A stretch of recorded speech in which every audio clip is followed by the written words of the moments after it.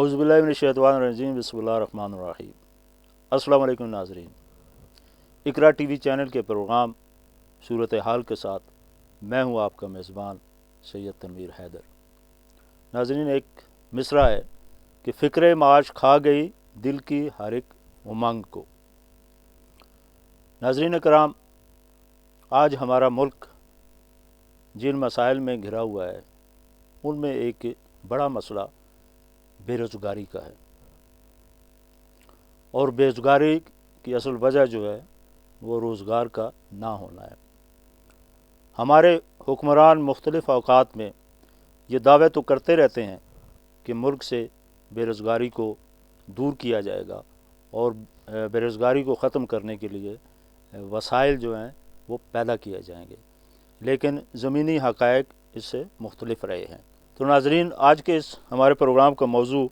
माशरे में रोज़गार के वसाइल कैसे पैदा हों। तो इस मौजू पर गुफ्तगू करने के लिए हमने दावत दी है जनाब डॉक्टर ज़हीर अब्बास काज़मी साहब को। तो उनकी मेहरबानी है कि वो तशरीफ़ लाए, हम उनसे इस मौजू पर गुफ्तगू करते हैं। अस्सलाम वालेकुम डॉक्टर साहब। वालेकुम अस्सलाम शाह साहब, बहुत शुक्रिया कि आपने मुझे मदऊ किया और इस अहम मौजू पे बात करने का मौका फ़राहम किया। आपकी भी बहुत मेहरबानी कि आप हमारी दावत पर तशरीफ़ लाए। डॉक्टर साहब, जिस तरह जानते हैं कि किसी भी मुल्क में तरक्की का दारोमदार ख़ुसूसी तौर पर नौजवानों पर होता है। नौजवान जो है किसी मुल्क की तरक्की के लिए अहम किरदार अदा करते हैं, और लेकिन आज का सबसे बड़ा अलमिया ये है कि हमारा नौजवान जो है बेरोज़गार है, यानी उसके पास रोज़गार नहीं है। वो जब एक यूनिवर्सिटियों से या मुख्तलिफ़ अदारों से जामियात से फ़ारुग़ तहसील होते हैं तो उनके लिए आगे कोई उस हवाले से जो है यानी मार्केट उनके सामने नहीं होती जिसमें वो अपनी सलाहियतों को आज़मा सकें। तो इस हवाले से आप क्या कहना चाहेंगे? शाह साहब, ऐसा है कि हम इस हवाले से हमारा मुल्क यानी हम खुशकिस्मत हैं कि हमारे पास जो नौजवानों की तादाद है हमारी पॉपुलेशन में, वो तकरीबन 67% के करीब है। 67% जो हमारी पॉपुलेशन है वो यूथ पॉपुलेशन है, यानी 18 से 32 साल की उम्र के लोग हमारी पॉपुलेशन में यूथ हैं। यानी एक बहुत बड़ी ब्लेसिंग है, अल्लाह ताला की रहमत है। यूएनडीपी की रिपोर्ट के स्टैटिस्टिक्स हैं ये। लेकिन दूसरी तरफ ये एक लम्हा फ़िक्रिया भी है। परेशानी की बात इसमें यह है कि उन 67% में से ज़्यादातर जो नौजवान हैं वो डिस्टर्ब्ड हैं, डिप्रेस्ड हैं। इसलिए डिप्रेस्ड हैं कि रोज़गार के मौके या एम्प्लॉयमेंट अपॉर्चुनिटीज़ बहुत ज़्यादा लिमिटेड हैं। अनएम्प्लॉयमेंट मुल्क में बहुत ज़्यादा है, और उसी रिपोर्ट में ये ज़िक्र है कि ये जो यूथ है ये एक बल्ज ना बन जाए कहीं, यानी एक बम की शक्ल, जैसे जी वो एक गैस इकट्ठी होती है और फिर गुब्बारा फटता है, तो ये कहीं ना हो जाए इस बेरोज़गारी के इस मसले में। तो अर्ज़ ये है कि जितनी भी डेवलप्ड इकॉनमीज़ हैं, जो दुनिया की तरक्की याफ्ता ममालिक जो भी हैं, अगर उनकी तरक्की के राज को आप उठा के देखें, मसलन जापान जब सेकेंड वर्ल्ड वार के बाद तबाह हो गया तो आप उसके अगर असबाब उठा के देखें कि कैसे दोबारा खड़ा हुआ, या ख़ुद अमेरिका किस तरह डेवलप हुआ, चाइना चाइना कैसे की मिसाल इतना है। बड़ी इकोनॉमिक डेवलपमेंट वहाँ कैसे आई, तो उस सब के पीछे आपको एंटरप्रेन्योरशिप नज़र आएगी, यानी खुद अपना रोज़गार शुरू करना। ख़ास तौर पे चाइना में फैमिली एंटरप्रेन्योरशिप का कल्चर बहुत ज़्यादा है। इसी तरह अमेरिका में एक ग्लोबल एंटरप्रेन्योरशिप मॉनिटर है, और उनके अगर आप स्टैटिस्टिक्स देखें तो जो एंटरप्रेन्योरियल एक्टिविटी की इंडेक्स हम उसको कहते हैं कि दुनिया में कितना, यानी किस मुल्क में कितने फ़ीसद लोग अपने कारोबार की एक्टिविटी या अपने कारोबार की हरकत करने की तरफ राग़िब हैं या करते हैं एक्चुअली, तो उसमें हम काफ़ी पीछे हैं। हमारे जो आदाद व शुमार हैं वो इतने अच्छे नहीं हैं, लेकिन पहले से हालात अब बेहतरी की तरफ हैं। اور وہ بہتری میں ایک بڑا کردار جو ہے وہ یونیورسٹیز کی تعلیم میں اب تقریباً ہر یونیورسٹی میں ایچ ای سی نے یا ہائر ایجوکیشن کمیشن نے انکیوبیشن سینٹرز بنا دیے ہیں، یعنی ہائر ایجوکیشن کمیشن کی مدد سے۔ اسی طرح ملکی سطح پہ بھی لاہور میں، کراچی میں، اسلام آباد میں، شاید کوئٹہ میں بھی نیشنل انکیوبیشن سینٹرز موجود ہیں، اور اس میں یہ ہوتا ہے کہ نوجوان اپنا کاروباری جو آئیڈیا ہے اس کو لے کے آتے ہیں کہ میں یہ کام کرنا چاہتا ہوں یا ہماری ٹیم یہ کام کرنا چاہتی ہے، پھر وہاں کچھ ماہر کامیاب تاجر وہاں موجود ہیں۔ اچھا ڈاکٹر صاحب یہاں پہ انٹرپٹ کرتا ہوں، یعنی یہ جس طرح ہمارا یعنی پلاننگ تو کرتے ہیں، منصوبہ بندی تو ہوتی ہے، لیکن آگے اس کی پھر امپلیمنٹیشن نہیں ہوتی ہے۔ ہماری جو حکومتوں کی یعنی ترجیحات یعنی وہ مختلف ہے، اور یہ جیسا کہ اب جو بے روزگاری ایک تو ایک عالمی مسئلہ ہے، لیکن یہاں جو ہے اس کو یعنی ایک مسائل کہہ لیں کچھ اور نوعیت کے ہیں،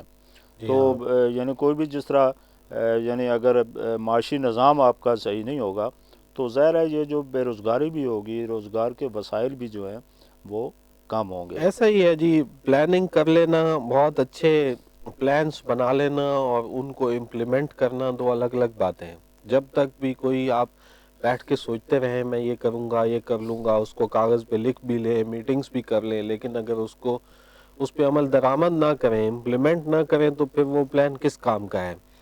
جہاں تک آپ بات کریں کہ دنیا کا مسئلہ ہے، تو دنیا نے یہ ثابت کر دیا کہ نیشنل اکانومی کو ڈیولپ کرنے کے لیے بھی، یعنی ملکی سطح کی ترقی کے لیے بھی، انٹرپرینیورشپ سے زیادہ مؤثر اور کوئی ماڈل نہیں ہے۔ جو اکنامکس میں ہم جو ڈیولپمنٹ کی تھیوریز پڑھتے ہیں، مثلا جان مینارڈ کینز کا ماڈل ہے، یا کیپٹلسٹ اکانومی کا ماڈل ہے، یا کارل مارکس کا جو ماڈل ہے، ان سب کو دیکھیں، اور اس کے مقابلے میں جو شمپیٹرن انٹرپرینیورز کا، جوزف پی شمپیٹر کا جو ماڈل ہے کہ لوگ اپنی تجارت کریں اور پھر وہ انوویشن لے کے آئیں، جدت لے کے آئیں، جدید طریقہ کاروبار لے کے آئیں، جدید مشینری لے کے آئیں، اور اس سے کاروبار کے ذرائع پیدا ہوں اور لوگ اس کاروبار سے جڑیں، تو اسی ماڈل پہ عمل کر کے دنیا میں جو ہے نا اس سٹیج پر جو ترقی کر چکے ہیں ممالک، وہ اس سطح پہ پہنچے ہیں۔ اچھا، یہاں یعنی مختلف ماڈلز کا آپ نے ذکر کیا ظاہر دنیا میں کہ جی ہاں، جو اس حوالے سے یعنی معیشت کو بہتر بنانے کے لیے، لیکن اس میں جو ہمارے لیے جو آئیڈیل جو ماڈل ہے یعنی وہ تو جو اسلام نے ہمیں دیا ہے، تو اس حوالے سے کیا یعنی اسلام اس حوالے سے کیا کہتا ہے؟ اسلام کا جو ماڈل ہے وہ بھی انٹرپرینورشپ ہی ہے، خوش قسمتی سے۔ اگر آپ قرآن حکیم کی طرف توجہ کریں اور سورہ قریش، بسم اللہ الرحمن الرحیم، لإلاف قریش، یہ جو سورہ ہے، اس کے اگر آپ ترجمے پہ غور کریں اور اس کی تفسیر کو دیکھیں اور اس کا کانٹیکسٹ، اس کا بیک گراؤنڈ اگر آپ پڑھیں، تو میں اس پہ تھوڑی سی وضاحت کرنا چاہوں گا کیونکہ اہم ہے یہ۔ جی تو حضرت عبد مناف کے 4 بیٹے تھے، حضرت ہاشم علیہ السلام اور باقی ان کے 3 بھائی، عبد شمس اور وہ۔ حضرت ہاشم علیہ السلام نے، ان کے ذہن میں یہ خیال آیا اور انہوں نے سوچا کہ کیوں نہ ایسا کیا جائے کہ ایجپٹ اور مصر جو ہے، حبشہ، باقی ایجپٹ کے علاوہ بھی، مصر کے علاوہ بھی، اور اسی طرح شام، عراق، اور پھر گریٹ رومن امپائر کی طرف، اور اس کے علاوہ یہ ایران کی طرف خلیج فارس کے ذریعے جو ہے وہ تجارت کا جو کام شروع کیا جائے۔ تو حضرت ہاشم علیہ السلام نے اپنے باقی تینوں بھائیوں کو ساتھ ملایا، اور وہ سب مثلا ایک بھائی جو ہیں وہ شام کی طرف گئے، ایک یمن کی طرف، اسی طرح مختلف ریاستوں میں، ممالک میں گئے، اور اس کے بعد انہوں نے اس تجارت کو بڑھایا، اور یہ چاروں بھائی عرب میں متجرین کے نام سے مشہور ہوئے، یعنی تجارت کرنے والے، تاجر، تجارت پیشہ۔ تجارت پیشہ، متجرین کے نام سے مشہور ہوئے۔ اور سورہ قریش کا بھی جو ہے وہ، اس کا بھی موضوع مضمون یہی ہے کہ ہم نے لإلاف قریش، کہ ہم نے تمہیں ایلاف، الفت دی، اور ہم نے تمہیں ان راستوں سے، گرمی اور سردی کے راستوں سے تمہیں مانوس کیا، یعنی گرمی اور سردی کے راستے یہ کہ سردیوں میں جو جنوب والے علاقے تھے عرب کے، جو گرم علاقے تھے اس طرف اور حبشہ کی طرف تجارتی قافلے جاتے تھے، اور گرمیوں میں فلسطین کی طرف قافلے جاتے تھے۔ حتیٰ کہ شاہ روم کو بھی یہ بھی روایات ملتی ہیں کہ شاہ روم کو حضرت ہاشم علیہ السلام نے خط لکھا تھا کہ ہمارے تجارتی قافلوں کو پروٹیکشن دی جائے،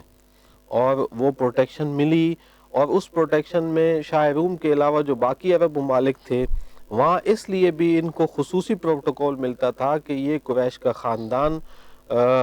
خانہ کعبہ کے جو متولی مہمان تھے ان کے متولی تھے، اور جو خانہ حج کے جو مہمان آتے تھے خانہ کعبہ کے ان کی تواضع کرتے تھے، مہمانداری کرتے تھے، تو یہ جہاں بھی جاتے تھے کہتے تھے کہ ہم جو ہیں وہ حرم کے متولی ہیں، ٹھیک ہے، حرم اللہ کے جو ہے وہ اس کے متولی ہیں، اور ان کو خصوصی پروٹوکول ملتا تھا۔ ٹیکس یہ اتنا نہیں پے کرتے تھے جتنے باقی لوگ پے کرتے تھے۔ اس کے علاوہ ان کے قافلوں کی لوٹ مار بھی بہت کم ہوتی تھی، وہ جو سورہ قریش میں ذکر ہے کہ خوف سے امن دیا اور بھوک سے نجات دی۔ تو اس طرح سے یعنی یہ رسول کریم صلی اللہ علیہ وآلہ وسلم جو ہے ان کا خانوادہ یعنی ان کے اجداد وہ بھی اسی یعنی تجارت اور کے اس سے پیشے ایک سے ظاہر آگاہ ہوتا ہے، تھے۔ یعنی اسلام کے جی ہاں، ظہور سے دوسری پہلے بھی۔ بات اس کے علاوہ اس کو مزید اگر آپ آگے دیکھیں تو حضرت مطلب علیہ السلام حضور کریم صلی اللہ علیہ وآلہ وسلم کو لے کے جا رہے تھے شام کے تجارتی قافلے میں، کہ راستے میں وہ راہب جن کا نام بحیرہ تھا انہوں نے کہا بھئی آپ ان کو واپس لے جائیں، آگے آپ کے لیے خطرے ہیں، اور یہ بچہ میں دیکھ رہا ہوں کہ یہ خاص ہے یعنی پیغمبر خدا ہے، تو ان کو واپس لے آئے۔ یعنی اس سے یہ ثابت ہوا کہ خود حضرت مطلب علیہ السلام کا بھی یعنی حضور کریم کے دادا کا جو پیشہ تھا وہ بھی تجارت ہی تھا۔ اس کے علاوہ خود رسول کریم صلی اللہ علیہ وآلہ وسلم حضرت خدیجۃ الکبریٰ علیہ السلام کے ساتھ تجارت ہی کر رہے تھے۔ یعنی آپ یہ کہہ سکتے ہیں کہ دنیا کے بہترین انٹرپرینور، بہترین تاجر رسول کریم صلی اللہ علیہ وآلہ وسلم تھے۔ ایسا ہے پھر ان کے جس طرح چچا حضرت ابو طالب علیہ جی ہاں، السلام، یعنی ان کے ساتھ یعنی تجارتی قافلوں کے ساتھ آپ جایا تشریف کرتے لے تھے۔ جاتے تھے سر۔ جی ہاں، تو اس کے علاوہ یہ بھی حدیث کافی معروف ہے، رسول کریم صلی اللہ علیہ وآلہ وسلم سے منسوب ہے کہ تسعۃ اعشار المال فی التجارہ، یعنی 10 میں سے جو 9 حصے ہیں مال کے وہ تجارت کے اندر ہیں، تجارت کے اندر۔ باقی ایک حصہ مختلف شعبوں میں بانٹا ہوا ہے۔ اور نہج البلاغہ میں امام علی علیہ السلام کا غالباً کلمات کساب میں یہ جملہ ہے کہ لوگوں کے غلام اور خزانچی نہ بنو، یعنی لوگوں کا ملازم نہ بنو بلکہ اپنا کام شروع کرو۔ اچھا، قطع کلامی ہوتی ہے، مثلا آپ دیکھیں مختلف معاشروں میں جو کئی ایسے ہمیں دیکھتے ہیں کہ پسے ہوئے طبقے، جی جی یعنی انتہائی ان کی ناگفتہ بے حالت تھی، لیکن وہ انہوں نے تجارت کا پیشہ اختیار کیا اور وہ دوسروں سے کہیں آگے نکل گئے۔ جی ہاں، مثال کے طور پر اب دیکھ لیں، میں پچھلے دن ایک رپورٹ پڑھ رہا تھا کہ انڈیا کے جو یعنی مسلم کمیونٹی ہے وہاں ان کو اس طرح کے وہ جاب نہیں ملتے یا نوکری میں ان کو جی ہاں، نگلیکٹ کیا جاتا ہے، یعنی لیکن کیا وہ اس یعنی ایک چاہے وہ مجبوری کے عالم میں یا جس طرح بھی یعنی اس طرف تجارت سے منسلک ہوئے، اور اب وہ زیادہ ان کی باقیوں کی نسبت جو ہے نا بہتر حالت ہے۔ جی تو ہاں، یہ تجارت کے فائدے بھی ہیں اور رسول خدا نے خود اس پیشے کو جی اپنایا۔ ہاں، لیکن اسلام کا امتیاز باقی جو معاشی نظام ہے ان سے یہ ہے کہ باقی معاشی نظاموں میں سود ہے، اور اس سود کی وجہ سے وہ جو پیسہ ہے وہ اصل مالک کی طرف پلٹتا ہے اور جمتا ہے، یعنی اس میں سرکولیشن آف ویلتھ نہیں ہوتی، وہ آ کے جم جاتا ہے۔ چونکہ اسلامی تجارتی نظام میں سود نہیں ہے، اس کے بجائے شراکت ہے، مشارکہ ہے، مداربہ ہے اور کئی طریقے ہیں، اس وجہ سے جو پست معاشرے کا طبقہ ہے وہ بھی ساتھ مل کے اوپر آ جاتا ہے۔ پھر اسلام میں زکوٰۃ کا، خمس کا، صدقات کا نظام ہے جس کے ذریعے آپ غریبوں کی اور ناداروں کی جو ہے وہ مدد کر سکتے ہیں اور ان کو ان کی معیشت بحال کر سکتے ہیں۔ اچھا، اس میں ہمارے ہاں جو مسائل ہیں مثلا جس وجہ سے یہ انٹرپرینیورشپ کا کلچر نہیں پنپ سکا زیادہ پہلے اور لوگ ملازمتوں کی طرف ہی دیکھتے ہیں، آپ دیکھیں کہ 90% سے بھی زیادہ، تب 95% یا شاید اس سے بھی زیادہ ہم جب اسٹوڈنٹ سے بات کرتے ہیں، جب ایڈمیشن انٹرویوز کر رہے ہوتے ہیں یا جب کلاس میں پڑھا رہے ہوتے ہیں یا ہم جب گریجویشن کے وقت بات کرتے ہیں اسٹوڈنٹ سے، تو ان اسٹوڈنٹس کے ماں باپ کی توقعات گریجویشن کے وقت ان سے یہ ہوتی ہیں کہ اب یہ جاب کریں گے. ہاں مطلب کئی توقعات ہوتی ہیں یعنی ان سے بہتر کرنے ہاں. کی. تو یہاں ڈاکٹر صاحب اس پہ مزید ہم بات کریں گے. جی یہاں جی. کچھ دیر کے لیے ہم وقفہ لیتے ہیں.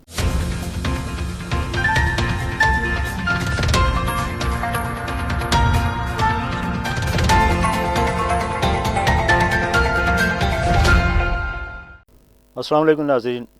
ناظرین دوبارہ آپ کی خدمت میں حاضر ہوتے ہیں اور پروگرام سے سلسلہ وہیں سے شروع کرتے ہیں جہاں یہ منقطع ہوا تھا. تو ڈاکٹر صاحب جس طرح پہلے بھی گفتگو ہوئی کہ اس بے روزگاری یا غربت کی کئی وجوہات ہیں اس میں، تو اس میں ایک وجہ یہ بھی بتائی جاتی ہے کہ یہ جو سرمایہ دارانہ نظام ہے یعنی یہ بھی ایک بے روزگاری غربت اور اس حوالے سے جو معاشی جو ترقی میں جو رکاوٹ ہے یعنی یہ نظام جو ہے یعنی یہ بھی ایک وجہ ہے. یعنی ہمارا اب دیکھیں اب ملکی نظام ہے اس کو یعنی اس حوالے سے ہم نے وہ درست نہیں کیا جس طرح باقی نظام ہائے زندگی ہیں. یہاں اسی طرح یہ سلسلہ بھی جو ہے یعنی ہم نے ایک بنیادی کوئی ایسا ڈھانچہ نہیں بنایا ہے جس میں جو ہے نا لوگوں کو ایک معاشی انصاف مل سکے. تو اس حوالے سے کیا کہیں گے نظام کے حوالے سے؟ یہ معاشی بے عدلی یا معاشی ناانصافی یا معاشی ناہمواری کا ایک سب سے بڑا سبب جیسا آپ نے فرمایا کہ سرمایہ دارانہ نظام ہے، سرمایہ دارانہ معاشی نظام ہے. اس سرمایہ دارانہ نظام کے اندر جو سرمایہ دار ہے وہ پیسہ لگاتا ہے اور وہ مزدوروں سے اور کاریگروں سے اور کارخانے کے باقی افراد سے کام لیتے ہوئے پیداوار کرتا ہے، اس پیداوار کو بیچتا ہے، ان کو صرف تنخواہ کی حد تک محدود رکھتا ہے اور پھر واپس وہ پیسہ اسی کی طرف پلٹتا ہے. مزید یہ کہ وہ پیسہ جب بینک میں رکھتا ہے تو بھی سود کی شرط پہ رکھتا ہے. لانگ ٹرم میں جب فکس ڈپازٹ کرتا ہے یا کہیں انویسٹمنٹ کرتا ہے تو سود کی صورت میں کرتا ہے. تو سود کی وجہ سے پیسے میں یہ ایک پروپینسٹی ٹو یعنی فریز یہ ہے سرکولیٹ نہیں کر پاتا کیونکہ پیسہ اصل سرمایہ دار کی طرف واپس ہی پلٹے گا، واپس ادھر ہی واپس ہی آئے. ان کی آپ جیبوں سوچیں میں. کہ اگر آپ کسی سرمایہ دار نے چند کروڑ روپے بینک میں رکھ دیے، فکس کر دیے، تو وہ اصل سرمایہ بھی اسی کا ہے، اس پہ جو سود ملے گا وہ بھی اسی کی طرف آئے گا. اس کے بجائے اگر وہ کسی کے ساتھ شراکت کرتا، انویسٹمنٹ کرتا، اگر اور کچھ نہ ہوتا تو لوگوں کو کم از کم روزگار ضرور ملتا. صحیح ہے، لوگوں کو روزگار بھی ملتا. اور اگر کسی کے ساتھ شراکت کرتا کہ بھائی میرا پیسہ ہے، تم ماہر ہو اس کام میں، تم کاریگر ہو، تم یہ کام کر سکتے ہو، ایکٹیولی تم کرو اور اتنا پرسنٹ تمہارا شیئر ہے، اتنا پرسنٹ میرا شیئر ہے، تو وہ دوسرا طبقہ بھی اوپر اٹھتا. یعنی اس میں جو تقسیم ہے جی یعنی ہاں، دولت کی تقسیم ہے وہ منصفانہ نہیں ہے، منصفانہ نہیں ہے، غیر عادلانہ ہے، غیر عادلانہ ہے. غیر عادلانہ ہے. اس کو ہم کہتے ہیں ان ایکویٹیبل ڈسٹریبیوشن آف ویلتھ. کہ پوری دنیا کا جو مسئلہ ہے، کوفی عنان جو تھے یو این کے سیکرٹری جنرل، انہوں نے کہا تھا بھی دنیا کا مسئلہ ان ایکویٹیبل ڈسٹریبیوشن آف ویلتھ ہے. اور یہ جو بڑی بڑی ملٹی نیشنل کمپنیز ہیں انہوں نے غریب ملکوں کو اپنی کالونی بنا لی ہے، وہاں اپنی پروڈکٹس پیدا کرتے ہیں، انہی کو بیچتے ہیں، ان کے ریسورسز، ان کے ذرائع استعمال کرتے ہیں. یہ تو ایک وجہ ہے. اس کے علاوہ باقی وجوہات بھی ہیں، لیکن ان میں سے جو دوسری وجہ میں بتاؤں گا وہ بھی بہرحال کسی نہ کسی طرح سرمایہ دار کے کنٹرول میں ہے. مثلا ہمارا جو میڈیا ہے وہ بھی ایک وجہ ہے. مثلا میڈیا کا یا میڈیا بھی قطع کلامی یعنی وہ بھی ان چند سرمایہ داروں کے ہاتھوں میں کھیل رہا ہے. اب ہم ذکر نہیں کرتے، آج کے زمانے دیکھ رہے ہیں جو پیچھے کون لوگ ہیں یعنی ان کی وہ جو ہے نا وہ بات کرتے ہیں جس طرح وہ چاہتے ہیں یعنی وہ ان کے مطابق. جی ایسا ہے. دیکھیں جو ادیب ہے معاشرے کا یا جو جرنلسٹ ہے، صحافی ہے، یا اس کا کام، یا جو سوشل سائنٹسٹ ہے، سوشل تھنکر ہے، اس کا کام یہ ہوتا ہے کہ معاشرے کی بیماریوں کو تشخیص کرے، ان کو سمجھنے کے بعد ان معاشرے کی بیماریوں کا حل بھی سامنے رکھے. اچھا یہاں یہ بات سے بات ہوئی، آپ کہہ رہے ہیں یعنی ادیب ایک لکھے، اپنے قلم کو استعمال کرے، تو میرا بھی تھوڑا سا ادب سے تعلق ہے. تو آج صورتحال یہی ہے وہی معاشی کہ ایک جو جینوئن ادیب ہے یہ صحیح، اس کے پاس اتنے پیسے نہیں ہوتے کہ وہ اپنی کتاب جو ہے مارکیٹ میں لا سکے. تو پھر کیا جو پھر آئے گا یعنی وہی ہوگا جس کو سپورٹ حکومت کرے گی یا میڈیا جو سپورٹ ہوگی، یعنی وہ جو ہے وہی تحریریں ان لوگوں کی سامنے آتی ہیں. آپ ذرا نظر کریں نا، ہمارے 24 گھنٹے جو ہمارا ٹی وی چینل چلتا ہے، جتنے بھی چینل چل رہے ہیں، شاید کوئی ایک دو کا ہو جو صحیح ہے، اس کے علاوہ جتنے بھی چل رہے ہیں وہ یا اس میں انٹرٹینمنٹ ہوتی ہے، تفریح، اور وہ بیہودہ تفریح جس سے معاشرے میں بگاڑ پیدا ہوتا ہے، یا پولیٹکس کے اوپر، سیاست کے اوپر پروگرام چل رہے ہوتے ہیں اور کس طرح بیٹھ کے سیاستدان آپس میں لڑ رہے ہوتے ہیں۔ جو بندہ تھوڑا بہت پڑھا لکھا ہے وہ ان ٹاک شوز کو، سیاسی ٹاک شوز کو سن کے، دیکھ کے اور اپنے لیے تسکین پیدا کر لیتا ہے۔ میرا سوال یہ ہے کہ کیا اچھا، اس پہ یعنی وہی کیا ہے، یعنی اصل ایشو سے جو ہے نا ہاں لوگوں کی نظریں ہٹ گئی ہیں، اب لوگ انہی جو ہے نا وہ ایک خاص طبقے کے مسائل میڈیا پہ لائے جاتے ہیں، یعنی اسی طرح جو اصل مسئلہ ہے بے روزگاری یا جو یہاں کی جو غربت ہے، یعنی اس طرح جو ہے نا توجہ اس پہ نہیں ہے۔ میڈیا نہیں کام آپ کر دیکھیں کہ جو ان پروگراموں کو دیکھ کے مزید معاشرے میں ہیجان پیدا ہوتا ہے، مزید ڈپریشن اور ٹینشن ہوتی ہے۔ آپ مجھے یہ بتائیں شاہ صاحب کہ کیا پاکستان میں سارے مسئلے ہی ہیں؟ کیا پاکستان میں کوئی کامیاب تاجر نہیں ہے؟ کیا ایسا نہیں ہو سکتا تھا کہ ان کی کہانیوں کو، ان کی سٹوریز کو، کہ کیسے اس کے پاس کچھ بھی، کئی تاجر ایسے ہیں جن کی سٹوریز میں ہم کلاس روم میں بھی پڑھاتے ہیں، مثلا یہ جو بینک حبیب گروپ، بینک الحبیب کا جو گروپ ہے، حبیب ڈی اسماعیل والے، انہوں نے جب کاروبار شروع کیا تو یہ کیا ایک یتیم بچہ تھا، اپنے ماموں کی دکان پہ کام کرتا تھا، کیسے شروع کیا اور اسی بندے نے پھر پاکستان میں پہلی تنخواہ دی۔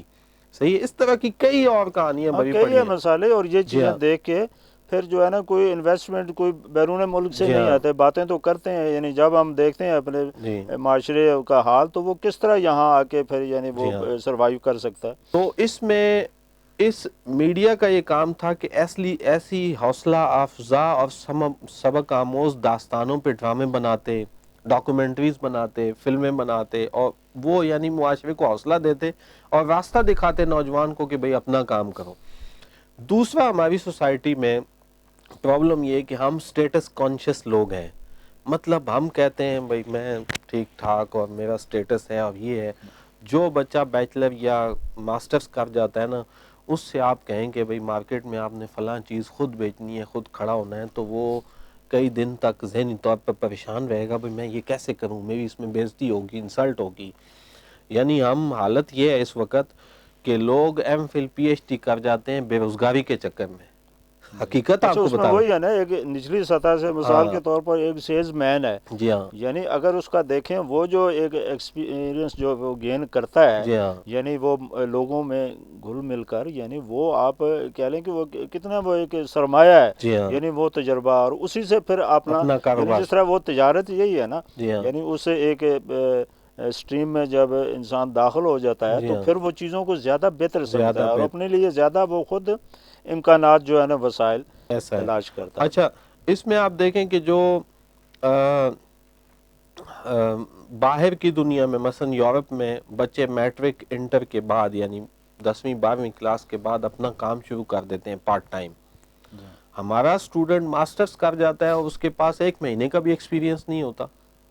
اور ان کا ایکسپیرینس ہوتا ہے۔ مثلا آپ کہیں نا یہاں جمعہ بازار، اتوار بازار یا مختلف مارکیٹ میں آپ سٹال لگا لیں اور آپ کھڑے ہو جائیں، چیزیں بیچیں اور یہ کریں، بات وہی ہے، وہ اپنی ایگو کے خلاف ہے، ایگو کے خلاف ہے۔ اچھا، پھر جو لوگ ہمت کرتے ہیں کرنے کی،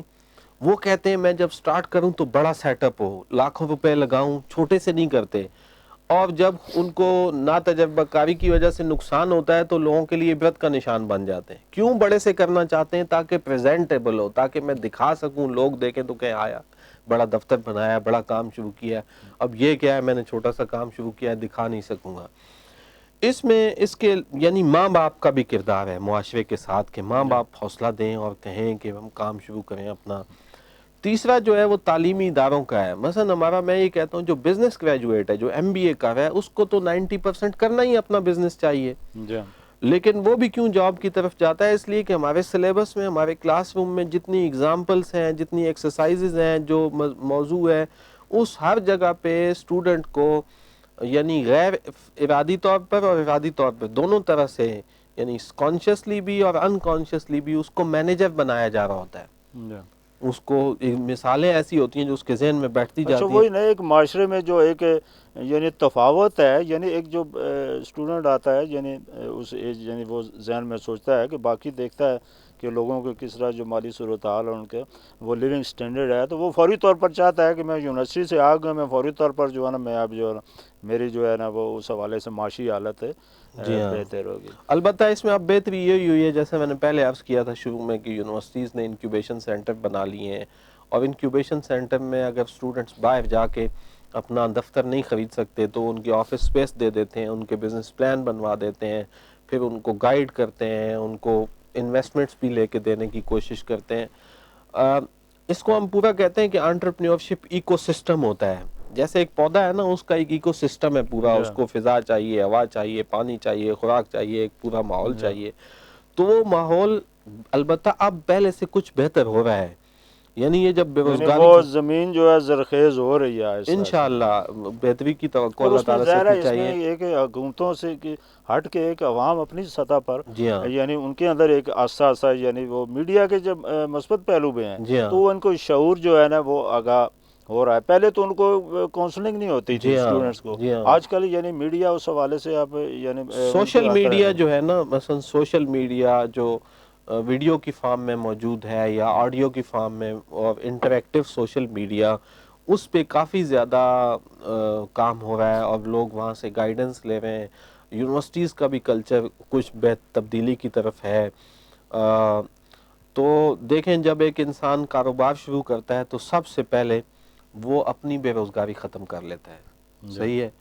دوسری بات، کچھ عرصے بعد وہ اور لوگوں کو بھی کاروبار دینا شروع کر دیتا ہے، ڈائریکٹلی بھی انڈائریکٹلی بھی۔ اگر ایک بندہ ریسٹورنٹ کھولے گا تو ایک تو خود وہ مالک ہوگا، اس کی اپنی امپلائمنٹ ہو گئی،